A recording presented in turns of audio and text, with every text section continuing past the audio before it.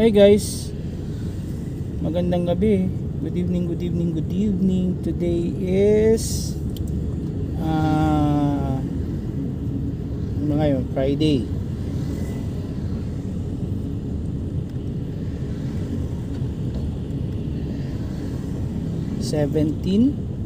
of November.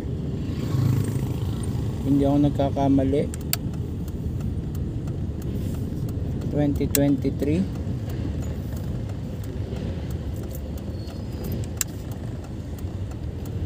Another vlog for this day. Kaninang umaga nag-vlog na po tayo nung pauwi galing work. Ngayong gabi papasok naman po tayo. So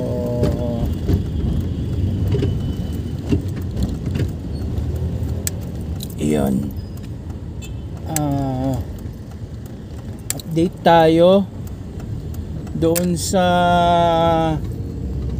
Victory Liner bus shooting incident na nangyari sa Caranglan,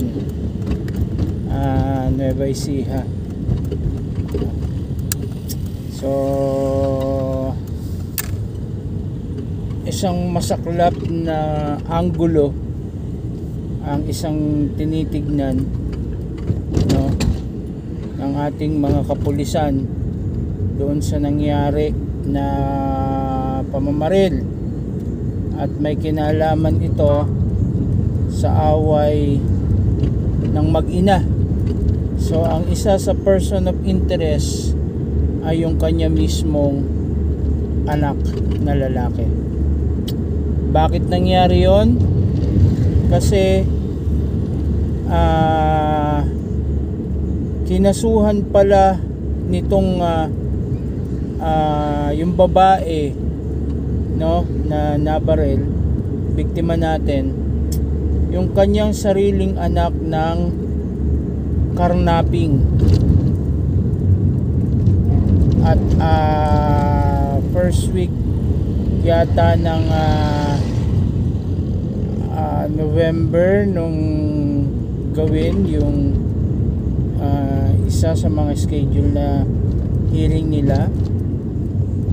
O parang sabi nung anak na lalaki, last hearing na yon, and according to him ay nagkasundo na daw sila that day. Pero syempre part ng formal investigation, dahil siya yung pinaka malapit na posible na maging kaaway, na isa siya sa mga pangunahing suspect. So yung anggulo na yon ay tinitignan pa rin ng ating mga kapulisan. Bagamat meron din sila kasi mga nakuhang mga evidence na yun nga, may threat doon sa babae regarding doon sa case na yon, no? Pero sabi nga ng ating mga kapulisan, hindi pa rin naman nila ini-strike out yung possibility ng anggulo ng regarding sa negosyo, at pati na rin yung regarding sa love triangle, kasi yung kasama niya pong lalaki ay ka-live-in partner niya, no? Although separated na sila legally ng kanyang ex-husband, pero tinitingnan pa rin nilang anggulo yung bagay na yun. Pero siguro yun yung pinaka very least, dahil nga legally bind na sila ng agreement from the court na sila ay separated na. So ang pinaka prime na anggulo ay yun nga, yun sa anak, yung regarding sa carnapping case na isinampan ng nanay niya sa anak niya lalaki. So yun, tabayanan po natin yun, bantayan natin, tingnan natin kung ano yung mangyayari, magiging update, no? At God's willing, maging mabilis yung magiging pagresolba ng nasabing kaso o insidente, para mabigyan agad ng hustisya yung pagkakamatay ng mag-live-in partner. So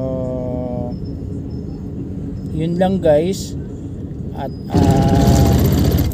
have a peaceful evening, no? Rest well, and happy weekend po bukas. Sa mga government employee, walang pasok. So may mga pasok bukas, maaga pa rin gigising. Usually pagka ganitong half day na yung mga yan eh. Okay, so much for this night. Salamat. Malapit na tayo sa work. And don't forget to pray before you sleep. And syempre, smile. Bye. See you next vlog. Enjoyed this video? Hit the like button and share with your friends. Also, subscribe to our channel for more videos like this. Thanks for watching.